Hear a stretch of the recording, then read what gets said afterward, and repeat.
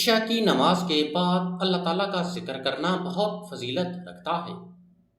بعض روایات میں یہ ذکر ملتا ہے کہ نماز کے بعد سبحان اللہ 33 بار، الحمدللہ 33 بار، اللہ اکبر 34 بار پڑھنا بڑی برکت اور اجر کا باعث ہے۔ اسی طرح لا الہ الا اللہ وحدہ لا شریک لہ لہ الملک و لہ الحمد وہو علی کل شیء قدیر کا ورد بھی بہت نہایت بابرکت سمجھا جاتا ہے۔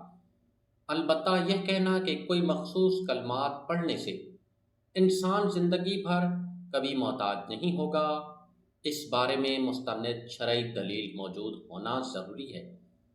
اسلام ہمیں یہ تعلیم دیتا ہے کہ رزق اور بے نیازی اللہ تعالیٰ کے ہاتھ میں ہے۔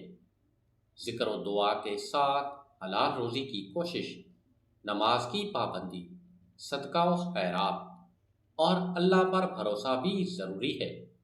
آپ عشاء کے بعد یہ دعا بھی پڑھ سکتے ہیں: اللہم اکفینی بحلالک عن حرامک واغنی بفضلک عمن سواک۔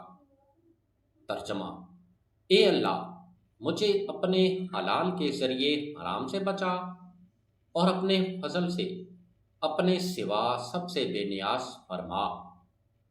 اس دعا اور ذکر کو اخلاص کے ساتھ پڑھنے والا اللہ تعالیٰ کی رحمت، برکت اور رزق میں کشادگی کی امید رکھ سکتا ہے۔ جی تو دوستو، امید ہے آپ کو ہماری ویڈیو پسند آئی ہوگی۔ ویڈیو کو لائک کریں، شیئر کریں اور چینل کو سبسکرائب لازمی کر لیں تاکہ ہماری نئی آنے والی ویڈیو آپ تک پہنچ سکے۔ اللہ حافظ۔